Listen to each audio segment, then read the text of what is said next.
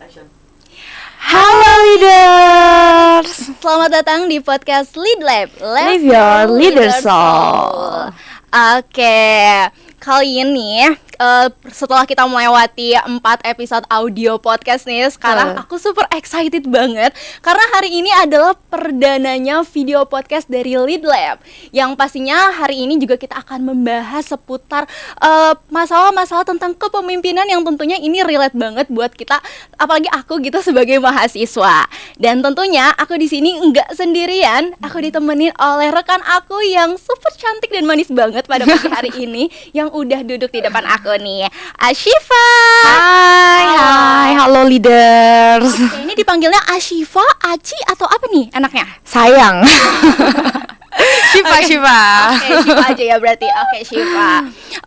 Oke, aku sebelum kita lanjut nih, kira-kira nih rekan-rekan di rumah nih, para leaders, tahu gak sih kenapa sih kita tuh pembahasan kali ini tuh tentang leadership nih, kepemimpinan? Tahu gak nih, Shif?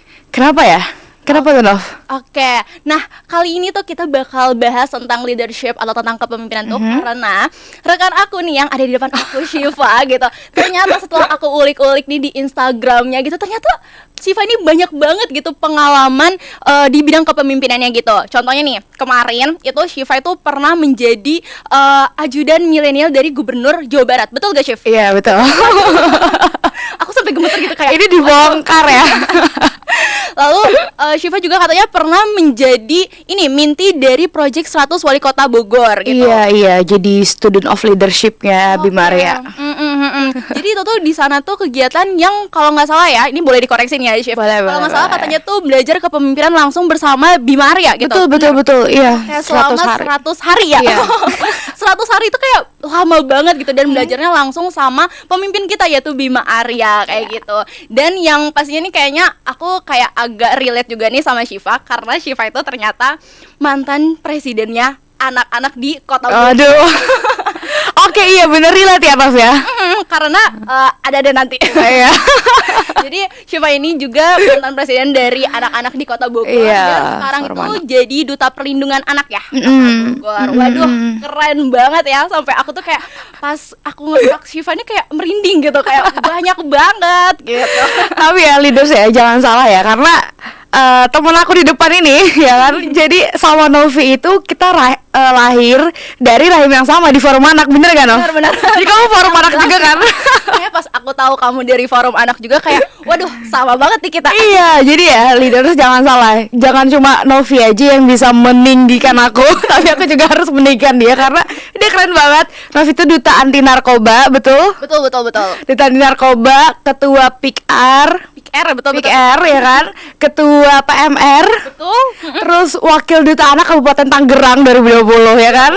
Dan sekarang tuh Novi lagi menjabat sebagai sekretaris di BEM di Departemen Akademi dan Prestasi ya, Nov ya. Iya betul. Nah ya kan, kita udah jadi kita punya background yang sama nih sebagai seorang leader gitu ya. Makanya kayaknya seru kalau kita berbagi pengalaman tentang leadership kita masing-masing ya kan, Nov, gitu. Iya, jadi kayaknya pembahasan kita bakal seru banget ke depannya. Bisa-bisa nyampe 5 SKS, bisa gak nih? Boleh. Oke, Chef. Nah, sebelum masuk ke pembahasan inti kita nih tentang micro leadership ya, aku sebenarnya mau tanya yang dasar-dasar dulu nih sama Shiva gitu. Karena kan Shiva juga pengalamannya banyak banget ya. Menurut Shiva sendiri nih, yang paling dasar nih, pemimpin tuh apa sih nih menurut Shiva gitu? Oke, ini pengertian pemimpin. Gini Nov, menurut kamu ya, apa sih yang membuat hidup kamu itu berasa hidup? Oke, kalau menurut aku ngerasa hidup kalau aku tuh seneng ngelakuin hal-hal yang aku suka. Even itu cuman ngedengerin orang ngomong, kayak curhat gitu, itu aku suka banget gitu. Jadi hal-hal yang menurut aku tuh aku suka, aku ngerasa aku hidup. Nah, benar. Jadi dari situ sebenarnya yang bikin hidup kamu itu rasa hidup adalah karena kamu tuh punya mimpi. Iya kan? Hal-hal yang kamu suka tuh pasti impian kamu, bener nggak? Ya bener. Jadi kayak mulai dari kamu bangun tidur, kamu sadar bahwa kamu harus ke sekolah, cepet-cepet selesai sekolah karena biar dapat kerjaan di tempat yang kamu suka gitu kan. Atau misalkan kamu ibadah, kamu berdoa karena kamu punya mimpi, kamu pengen masuk surga, misalkan gitu kan. Atau kayak kamu ikutan organisasi sana sini, ikutan jadi apa gitu karena kamu punya mimpi kan. Karena menurut kamu hidup kamu tuh kayaknya dari perjalanan dari mimpi ke mimpi. Nah, itu kan yang membuat hidup tuh kerasa seru gitu kan. Kayak aduh, aku harus ngelakuin apa lagi gitu kan. Bayangin ketika kamu hidup tapi kamu nggak punya mimpi. Jadi kamu cuma ngejalanin hidup tuh karena alasannya ya hidup karena kita masih hidup. Ya kan. Nah, gimana caranya biar kita bisa punya mimpi? Simple, jadi pemimpi. Ya kan? Jadi pemimpi. Nah, gimana caranya ketika kita udah punya mimpi jadi pemimpi dan itu sampai pada mimpi kita adalah kita jadi pemimpin. Ya kan? Jadi simpelnya menurut aku, pemimpin itu adalah orang yang punya mimpi, yang bisa berbagi mimpinya untuk kita sama-sama sampai kepada mimpi itu. Ya kan? Nah, karena kita punya mimpi itu, jadinya hidup kita berasa hidup. Ya kan? Jadi leaders itu, pemimpin itu lebih dari sekedar dia bisa mendelegasikan, dia bisa nge-share ideasnya dia, tapi menurut aku pemimpin itu yang membuat mimpi kita jadi hidup kita jadi hidup gitu. Iya kan? Oke. Mimpi, Berarti pemimpin. Jadi pemimpi bener ya? Jadi pemimpin gitu. Iya. Aduh, aku baru dapat insight baru nih. Emang ya kalau misalnya yang jiwa-jiwa leadershipnya itu udah ada melekat banget itu kayak bener gitu. Iya kan? Bener. Aku baru nyadar ternyata emang bener ya. Itu sih. Kita tuh harus punya mimpi dulu, terus jadi pemimpi dan akhirnya menjadi pemimpin. Sebenarnya sama sih kayak buku yang pernah aku baca nih, Chef. Itu pernah kayaknya kita waktu MPKMB pernah di Seven Habits. Oh iya, Seven Habits of Highly Effective People. Bukunya semua orang itu. Benar banget. Jadi di salah satu habitnya itu kan kita harus punya tujuan akhir gitu. Iya. Tujuan akhir itu ya tadi yang benar yang kata Syifa bilang, kalau kita tuh harus punya tujuan akhir atau mimpi gitu. Iya. Ya makanya itu biar kita tuh ngerasa oh kita tuh punya tujuan, jadi hidup kita tuh bisa lebih terarah gitu. Benar. Iya, jadi setuju banget sih. Kayaknya kita setiap pemimpin punya bacaan yang sama ya, Seven Habits of Highly Effective People. Begin with the end in mind gitu kan, punya tujuan. Dan ya udah itu akhirnya membuat kita bahwa oh ya benar, hidup itu harus punya mimpi gitu, dan untuk sampai ke situ kita harus jadi pemimpin, utamanya memimpin diri kita sendiri. Gitu. Benar. Jadi ngomongin tentang mimpin diri sendiri atau self leadership. Kalau menurut Syifa sendiri, kalau self leadership itu kan mimpin diri sendiri atau dari lingkup terkecil. Nah, kalau dari Syifa sendiri, kalau micro leadership nih gimana sih konsepnya nih? Oke, sebenarnya kalau micro leadership itu tuh kayak jembatan ya antara kita udah self leadership, terus micro leadership, and then macro leadership. Dan ini harus dibedain antara micro leadership dengan micro management gitu.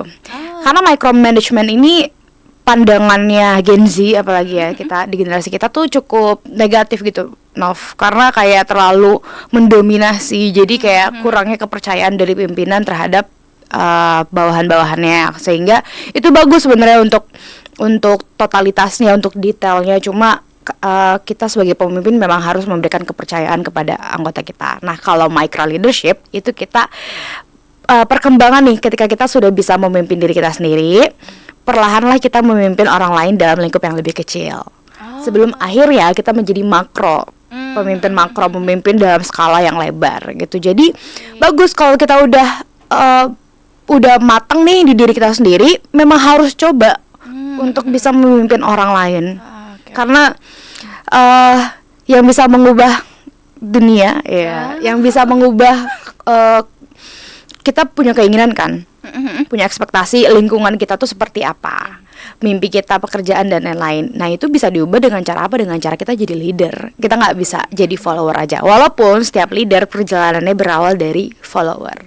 Gitu. Waduh, benar banget sih, benar-benar ya. Jadi sebelum kita mimpin tuh sebenarnya penting banget buat kita tuh bisa mimpin diri kita sendiri gitu. Iya. Jadi tadi benar banget. Jadi mulai dari self leadershipnya dulu dikuatin, kita bisa mimpin diri kita sendiri dulu. Lalu kita juga lanjut, kalau misalnya kita udah bisa memimpin diri kita sendiri, kita bisa nih kalau misalnya belum mampu untuk mimpin yang di macro leadership, kita bisa dulu dari yang kecilnya dulu ya. Di micro leadership. Lalu kalau misalnya kita udah ngerasa oke, udah bagus nih, udah pede, kita bisa tingkatin lagi skill kita di macro leadership gitu. Waduh, keren banget sih ini, Chef. Tapi menurut kamu self leadership tuh apa, Nov? Oke, self leadership menurut aku ya, karena itu tentang mimpin diri sendiri. Iya. Menurut aku tuh kayak kita tuh lagi bawa kapal gitu. Menurut aku self leadership itu kalau kayak kita lagi bawa kapal dan kita jadi nahkodanya. Jadi kita tuh bebas, kita mau kemana, kita mau nerjang badai atau kita mau ke destinasi di alam yang lain mungkin. Jadi intinya tuh kita bebas mau apapun yang kita lakuin gitu, karena kita yang punya aturan mainnya kayak gitu. Menurut aku self leadership tuh kayak gitu sih. Jadi daripada kita nunggu orang lain untuk nyuruh kita, kenapa nggak kita aja dulu yang mulai gitu. Betul. Itu yang kamu mention tadi tuh emang kunciannya sih. Kuncian dari self leadership bagaimana kita tuh menumbuhkan inisiatif kan Betul. di dalam diri kita. Inisiatif yang berawal dari pemikiran dulu, kita harus ngapain ya, kita tuh peranannya di dunia ini tuh sebagai apa.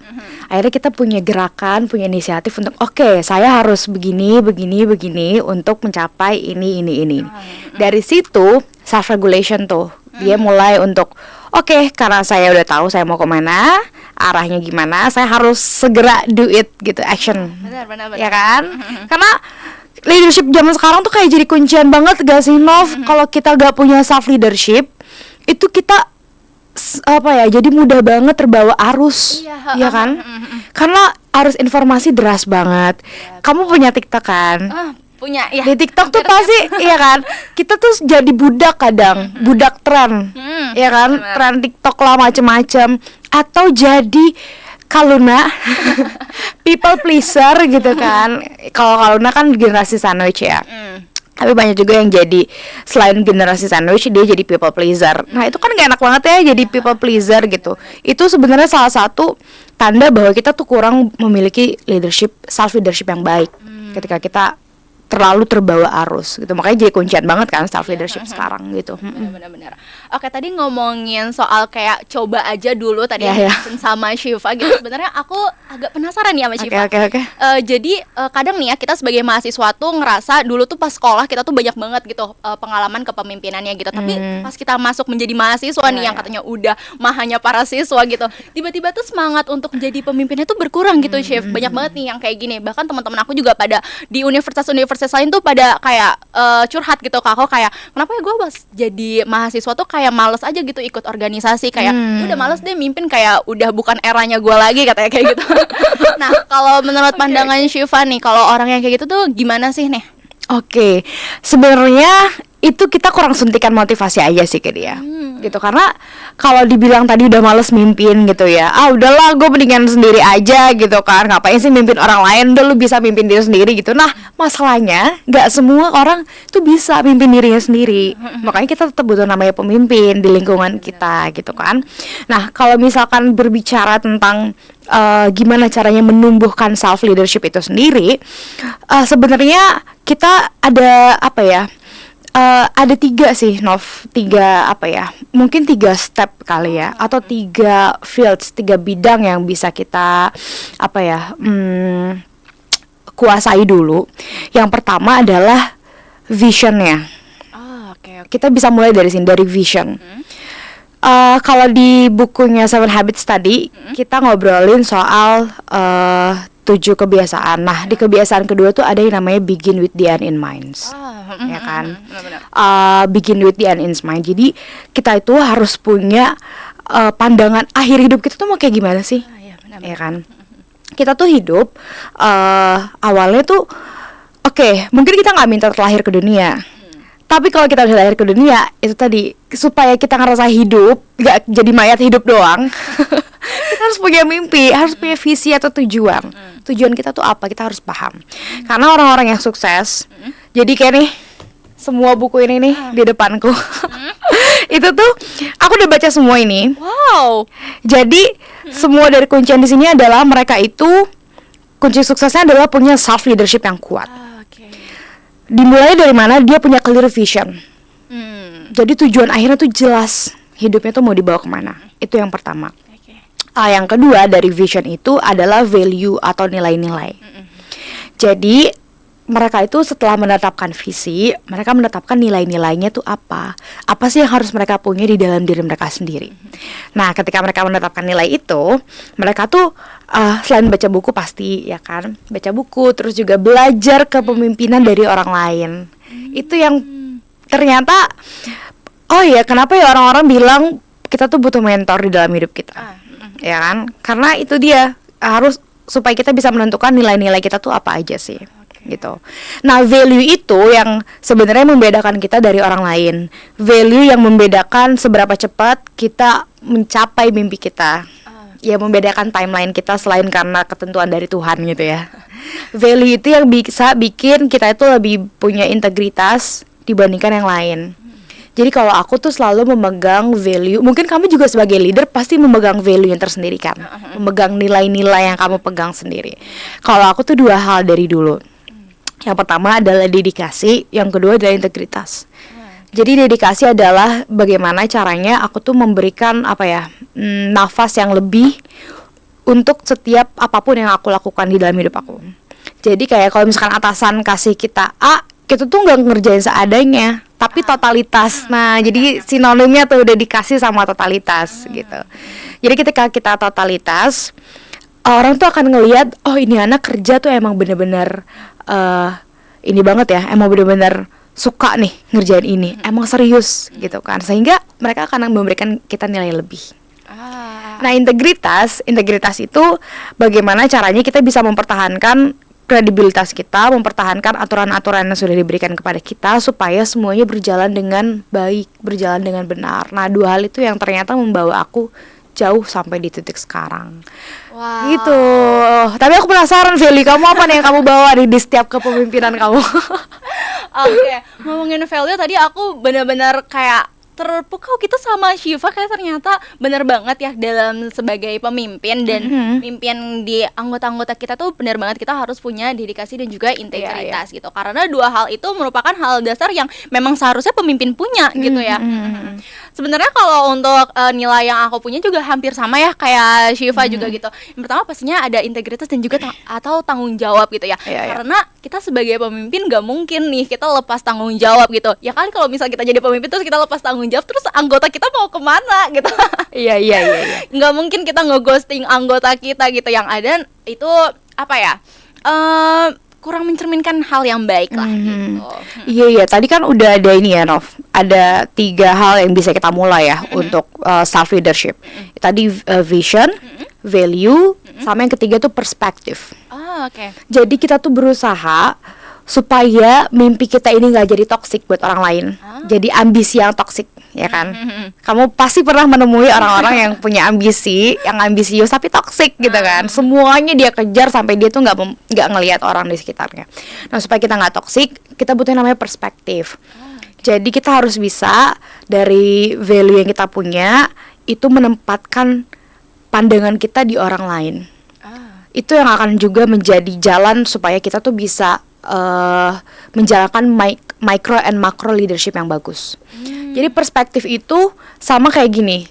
Mungkin analoginya kayak permainan bola kali ya. Jadi ketika kita main bola, tergantung nih si bolanya ini kita mau tempatin di mana. Kalau kita jadi pemain, pasti kita fokus kepada gimana caranya bola ini bisa masuk ke gawang dan fokus kepada permainan di tim kita.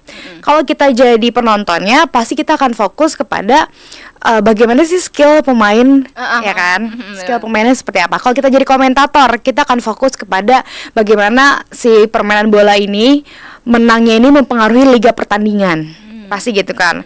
Atau sekalipun kita mau menempatkan diri jadi alien misalkan dari planet yang lain ya, dari planet yang lain, pasti kita akan melihat bahwa ini orang ngapain dia ber-12 nendang sesuatu yang bulat kecil gitu kan. Nah, jadi perspektif itu yang harus bisa kita tahu kita tuh ada di posisi yang mana. Sehingga kita bisa melihat, kita tuh harus melihat dunia tuh seperti apa, harus melihat orang lain tuh seperti apa gitu. Jadi dengan kita bisa menempatkan perspektif yang tepat, itu akan kita lebih mudah untuk jalannya kemana nih, kita mimpinnya harus kayak gimana, kita menghadapi anggota kita seperti apa, dan kita menghadapi diri kita, menempatkan diri kita harus seperti apa. Nah, itu penting tuh perspektif gitu. Iya benar banget ya, kita gimana cara kita tuh pinter dalam menempatkan diri gitu ya. Jangan sampai nih kita tuh mau semua tuh arah fokusnya tuh ke kita doang gitu. Iya. Itu kayak self-center gak sih? Self-center, jadi bukan self-leadership ya. Jadi emang gak baik juga kayak gitu. Emang bagus gitu jadi pemimpin yang emang kita mau dilihat, tapi ya enggak yang self center juga gitu. Oke. Iya, itu jadi kayak self mastery. Kamu pernah dengar nggak self mastery? Oke, apa tuh? Jadi kayak self master itu sinonim sebenarnya dari self leadership. Jadi bagaimana dia tuh bisa berkuasa atas dirinya sendiri, ibaratnya manusia-manusia yang merdeka.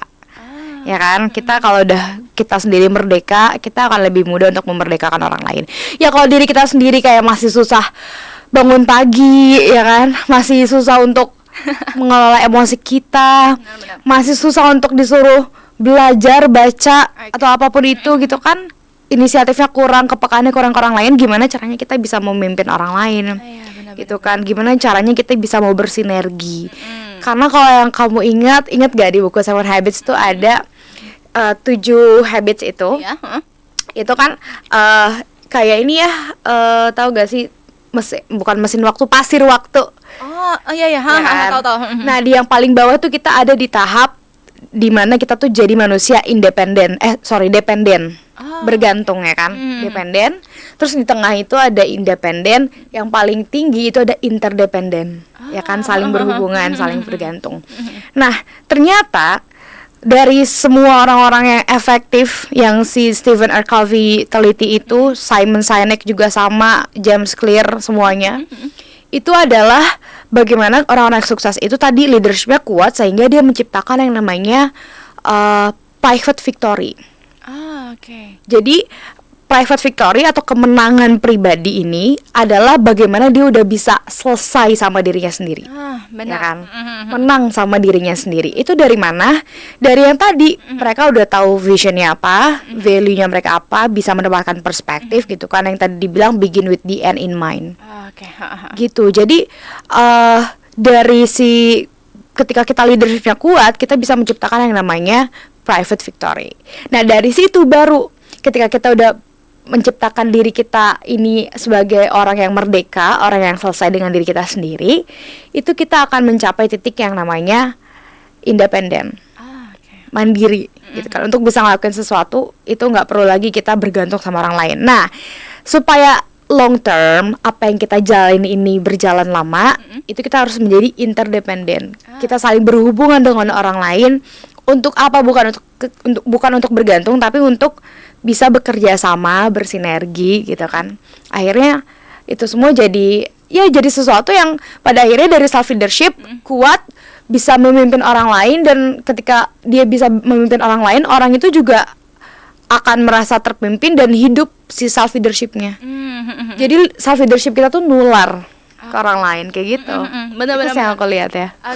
Jadi ya benar banget, aku setuju nih sama Aci. Jadi kayak dari tadi aku tuh selalu setuju gitu sama statement Aci gitu. Karena memang benar, sebelum kita mimpin orang lain tuh benar banget kita tuh harus selesai dengan diri kita sendiri dulu gitu. Dan di Seven Habits itu tadi benar kata Aci, ada yang namanya sinergi gitu. Jadi sinergi ini bukan cuma tentang 1 tambah 1 jadi 2, tapi bisa 3, 4, 10, 100 gitu ya. Bener banget. Jadi memang sinergi ini penting banget buat kita tuh kayak saling kolaborasi lah sama rekan-rekan kita gitu. Jadi kalau misal aku nih sebagai mahasiswa gitu, biasanya itu kita kalau di kampus nih, kalau di kelas gitu, jadi misal ada tugas nih dari dosen gitu, bukan cuma tentang kita tuh bisa ngerjain tugas-tugas itu lalu kita bisa yang dapat pujian sendiri dari dosen itu, bukan. Kalau misal kita udah namanya berkelompok, itu tuh kita tuh harus mikir gimana caranya teman-teman kita tuh ikut ngerjain bareng dan merasakan kepuasannya bersama gitu. Yes, berbagi ya. Iya benar, jadi saling kolaborasi. Jadi nggak cuma kita yang dapat kepuasan itu, tapi teman-teman kita juga sama gitu. Jadi ya belajarlah untuk kolaborasi, walaupun sebenarnya jujur aku juga masih agak individualis waktu pertama kali masuk kampus itu, karena kayak mungkin ya masih beradaptasi gitu ya. Lama-kelamaan, karena bener banget kita di MPKMB, di IPB kita sebelum masuk, kita sama-sama IPB ya soalnya ya. Sebelum masuk aja kita tuh udah belajar Seven Habits, dan ini menurut aku berguna banget buat kita semua, karena emang 7 kebiasaan ini tuh jadi pegangan kita banget sebagai mahasiswa. Bener banget. Aku dapat monitor nih, Naf. Kita disuruh main games katanya. Ternyata podcast ini punya game juga ya. Oke. Nah, jadi katanya kita bakal main Disordered. Bener ya? Iya, bener Disordered. Katanya nih banyak banget soalnya, kayak mending gini atau mending gitu sih katanya gitu. Karena jadi leader nih ini ya yang paling menyiksa ya. Kayak kalau kata It Gitaf di lagunya tuh yang soundtracknya Kaluna, jika semua bersandar padaku lalu aku harus bersandar pada siapa? Ya kan semuanya bergantung sama leadernya itu sendiri. Oke. Sip kita main. Boleh banget nih ya. Aku yang mulai dulu kali ya. Chef. Boleh. Oke, udah ada nih di sini nih. Di monitorku. This or that nih, Chef. Udah siap nih? Udah siap. Oke. Udah siap menjawab. This or that katanya. Lebih milih mimpin tim yang kecil atau tim yang besar? Waduh, agak berat nih. Emang ini biasanya sih berat banget sih. Kalau menurut kamu gimana? Gini. Ini aku mau jawaban liar gue dulu ya. Jadi kalau aku tidak bisa untuk sekarang, aku lebih memilih untuk memimpin yang kecil dulu. Karena aku pengen banget mimpin sesuatu yang lebih besar ke depannya. Mungkin 10 tahun lagi kali ya. Karena I believe that I'm the future leader. Aku selalu kayak gitu menanamkan ke diri aku, lo harus jadi pemimpin ya Syifa di kemudian hari, pemimpin besar. Jadi aku lebih memilih untuk memimpin yang kecil dulu sekarang sebagai latihan, sebagai laboratorium kepemimpinan aku, baru aku milih memimpin yang lebih besar karena kita harus upgrade diri dong, ya kan. Bener. Apalagi nih kita nih Nov, kamu kan ditempa untuk jadi pemimpin sebelumnya ya kan. Aku juga sama. Itu masa iya nggak akan kepake supaya ya kan nggak kepake untuk kita mimpin di masa depan ya kan. Kita kan jadi student of leadershipnya juga supaya kita bisa mimpin orang lain gitu. Kita selama ini belajar menjadi leadership, aku belajar jadi duta, belajar jadi ajudan kemarin, pastinya untuk aku bisa tahu sebenarnya pemimpin itu kayak gimana sih kehidupannya, supaya bekal aku jadi pemimpin gitu. Kalau kamu? Oke, kalau aku sendiri ya, kalau ditanya lebih milih pemimpin yang kecil atau yang besar, sebenarnya jawabannya tergantung, Chef. Oke. Karena ini bukan tentang besar atau kecilnya, tapi tentang kemauan kita tuh mau gak sih mimpin gitu. Jadi sebenarnya walaupun emang tanggung jawabnya beda ya antara mimpin yang kecil sama yang besar, tapi semuanya tuh walaupun kecil atau besar ukurannya, itu tuh tentang dari kemauan kita tuh mau gak sih kita mulai untuk jadi pemimpin dulu gitu. Walaupun kalau emang dilihat dari skopnya ya, better untuk yang kita mimpin yang kecil dulu. Karena ya sebagai latihan, benar kata Syifa, sebagai latihan dulu. Tapi kalau misalnya kita udah cukup mampu untuk memimpin dari yang kecil gitu, kita bisa tingkatin lagi skill kita di mimpin kelompok yang lebih besar. Iya benar-benar. Jadi batu loncatan ya Nov ya, supaya kita ketika memimpin yang besar tuh udah siap gitu. Iya benar. Ya kan. Oke. Nextnya, apakah ini dari aku atau dari kamu? Oke. Dari karena tadi aku udah ngasih nih ke Syifa, boleh nih sekarang Syifa. Oke. Aku pilih yang ini deh. Nih ya, pertanyaannya adalah kamu lebih milih anggota dikit tapi kerjanya berat, atau anggotanya banyak tapi gak ada yang kerja? Waduh. Kalau boleh itu PR. Boleh gak sih gak milih dua-duanya? Ini kan idealnya anggotanya pas banyak tapi sudah kerja. Tapi ini kalau nggak ideal nih kayak gimana? Oke. Emang kadang tuh semuanya emang kadang ada yang nggak adil gitu ya. Oke, kalau aku ditanya kayak gitu, menurut aku lebih milih untuk anggotanya dikit tapi kerja semua dan kerjanya tuh banyak, gak apa-apa gitu. Walaupun emang kita kayaknya kekurangan SDM gitu ya, jadinya kerjanya jadi double job gitu. Tapi menurut aku dengan orangnya sedikit itu kita bisa lebih ngontrolnya tuh lebih terarah gitu loh. Kita lebih bisa fokus ke teman-teman kita gitu loh yang di kecil itu, daripada kita tuh punya anggotanya banyak banget tapi yang kerja cuman itu aja gitu. Sama aja dong gitu, kayak ya udah nanti juga ya kelihatannya kayak kecil juga kan gitu. Jadi menurut aku daripada kita punya banyak anggota tapi nggak ada yang kerja atau pada ghosting semua gitu, mending menurut aku kita punya anggotanya kecil, kualitasnya bagus, tapi ya walaupun kerjanya banyak gitu ya, tapi itu lebih baik daripada anggotanya banyak tapi nggak kerja semua gitu sih. Kalau menurut kamu Chef, gimana nih Chef? Kalau aku ya, sebenarnya aku lebih memilih sama kayak kamu tadi, karena bagaimanapun sebenarnya pemimpin yang baik adalah dia yang memberikan satu decision. atau keputusan gitu kan. Sebaik-baiknya pemimpin adalah dia yang memberikan keputusan, dan seburuk-buruknya pemimpin adalah dia yang nggak bisa ngambil keputusan. Itu aku pelajari dari Pak Ridwan Kamil gitu kan. Nah, di tim yang sedikit tadi, pastinya kita sebagai leader harus menghargai kontribusinya setiap orang gitu ya, Novia, karena setiap kontribusi berharga. Cuma gini, mungkin yang aku bakal tambahin, aku nggak akan milih alasannya kenapa, karena udah terwakili sama kamu. Nah, ini kayaknya juga leaders di sini semuanya kayaknya udah pada ngebatin, ini mah anggota saya gitu kan. Ini mah organisasi saya. Kayaknya bagus di awal doang gitu kan, tapi di akhir atau di tengah-tengah pada ghosting, pada hilang. Nah, ini juga PR nih.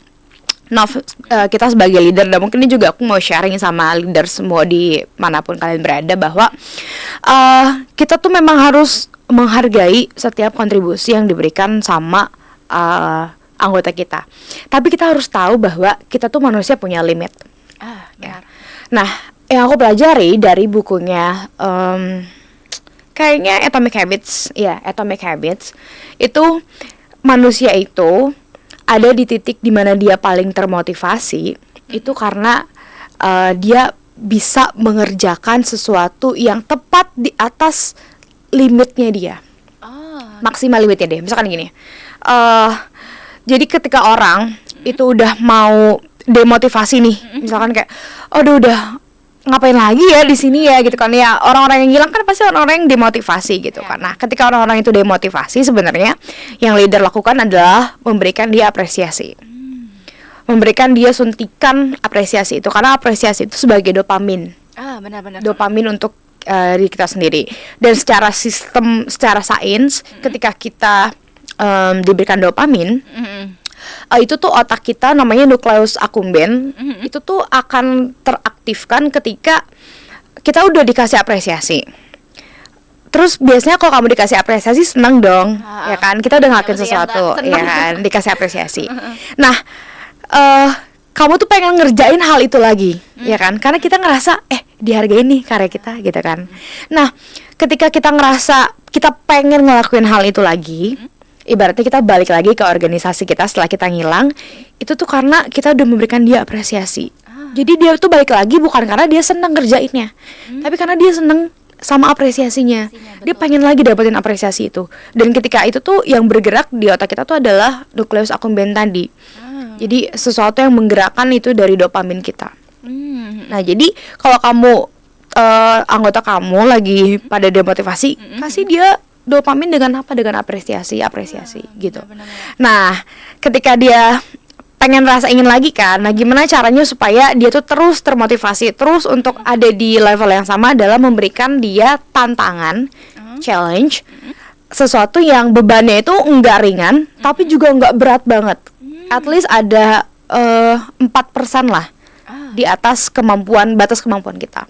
Itu secara sains ya gitu. Jadi kasih challenge, tapi jangan terlalu berat banget, tapi juga jangan yang ringan-ringan banget, supaya dia termotivasi. Nah, itulah yang mungkin ini juga tips ya buat para leaders di sana, bahwa ketika anggotanya ada motivasi, kasih apresiasi. Apalagi kalau tim kita lagi gak beres nih, ibaratnya kayak anggotanya ngilang-ngilangan, atau kita punya sumber daya manusia yang sedikit gitu kan. Nah, itu PR leaders di situ. Itulah mengapa leaders harus belajar terus kayak gitu. Bener banget. Ya benar. Kadang ini yang nggak disadari sama para leaders di luar sana gitu. Kadang kalau misal anggota kita ngilang gitu, cuman ditanya sekali dua kali, terus ya udah langsung ikut ngilang juga gitu, kayak ya udahlah bodo amat kayak gitu. Dan sebenarnya ini yang perlu dipelajari juga nih sama para leaders di luar sana, kalau sebenarnya tuh penting banget buat kita tuh lebih deket lagi nih sama anggota kita, lebih nggak apa-apa lah kepo-kepo gitu, karena ya selain kita deket itu tuh kita ngebangun bonding gitu di dalam organisasi itu gitu.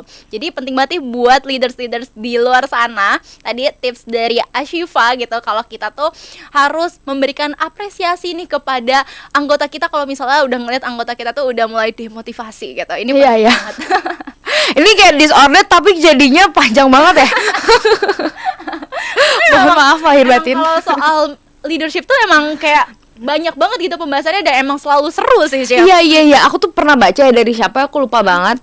Jadi ternyata emang leadership itu adalah conversation from one to another gitu. Ya benar. Ya kan? Kita tuh bisa tahu, cara nyemimpin tuh gini, gini, karena kita ngobrol sesama leader tuh ngobrol. Jadi teman-teman, kalau peran kalian sebagai leader, banyak yang banyak-banyak lah ngobrol gitu. Oke. Lanjut kayak this or that yang ketiga. Apa ya? Kartu yang mana yang akan aku dapatkan? Karena tadi udah Aci nih, sekarang aku lagi lanjut ya. Oke, this or that selanjutnya nih, Ci. Apa itu? Menurut kamu, dicap sebagai leader yang gagal Aduh. atau dicap sebagai leader yang jahat? Ini sebenarnya Dua-duanya dua-duanya nightmare.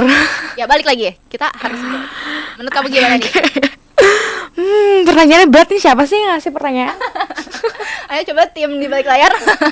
Aku mendingan dicap sebagai leader yang gagal deh daripada jahat gitu. Karena gagal ini ya definisinya luas dan tergantung perspektif orang lain juga. Tapi setidaknya as long as aku membuat keputusan, aku nggak akan pernah jadi leader yang gagal. Karena semua itu leader tuh nggak ada yang sempurna, kita sama-sama belajar. Gitu sih kalau aku. Mendingan leader yang gagal daripada leader yang jahat, ya kan? Iya, benar. Kalau gagal tuh di diri kita sendiri, guys. Iya. Tapi kalau jahat itu orang lain tuh dirugikan. Ya walaupun dari kegagalan leader kita merugikan orang lain ya pasti. Cuma setidaknya lah. Iya kan? Bener banget, tapi soalnya kadang tuh orang suka salah mengartikan gitu. Sebenarnya bukan galak atau jahat sih, sebenarnya lebih ke tegas gitu ya. Iya. Tegas gitu. Oke, ngomong-ngomong itu tadi yang terakhir ya. Iya benar. Yeay, udah selesai disordered ini. Disordered yang seru buat kita. Tapi semoga buat penonton juga jadi insightful ya. Iya, benar. Oke, udah closing statement. Oke, boleh Udah lah mau closing ya. Tadi udah bahas banyak banget ya, aku juga dapat insightful banget informasi dari Iya. Ashifa gitu, karena tadi banyak banget hal-hal yang sebenarnya aku tuh belum tahu gitu loh, ternyata udah disampaikan sama Ashifa, dan semoga buat leaders di luar sana tuh bisa mendapatkan ilmu yang bermanfaat juga nih. Kalau closing statement nih dari Ashifa nih buat leaders di luar sana nih. Oke, aduh ini udah kayak serius banget ya. Jadi closing statement aku tuh cuma ini aja guys.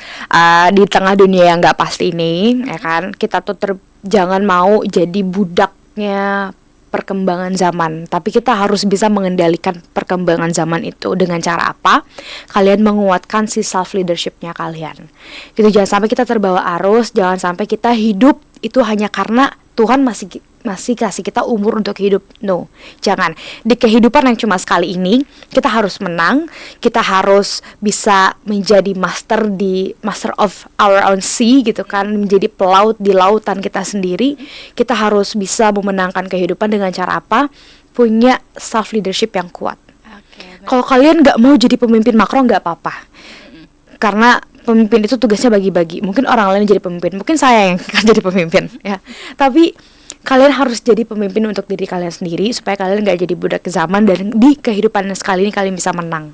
Itu sih menurut aku. Oke, keren banget nih closing statement dari Ashifa. Dari kamu dong. Pesan-pesannya buat para leaders di sini. Sebenarnya tadi udah termasuk kesan-pesan sih, Chef. Jadi emang karena tadi nih pembahasan kita di Lead Lab kali ini tuh super daging, dan juga banyak banget gitu yang bisa kita ambil gitu loh. Jadi semoga buat para leaders di luar sana itu bisa belajar dan improve diri lagi sebagai pemimpin. Semoga kalau misalnya yang sekarang buat para leaders yang belum berani gitu untuk melangkah, kayak masih takut, sehabis nonton dari Lead Lab ini langsung ambil peran menjadi pemimpin. Betul. Tuh, penting banget. Kalau misalnya nggak bisa mimpin orang lain, mimpin diri sendiri dulu. Oke, Chef. Wah, kerasa ya. Udah nih 40 menit ya. Mulai dari yang pembahasan yang dasar-dasar, game yang juga tadi ada banyak banget manfaatnya. Dan sekarang kita udah di penghujung podcast. Dan dari aku, Novi, dan Shiva. sampai jumpa di podcast selanjutnya. Bye.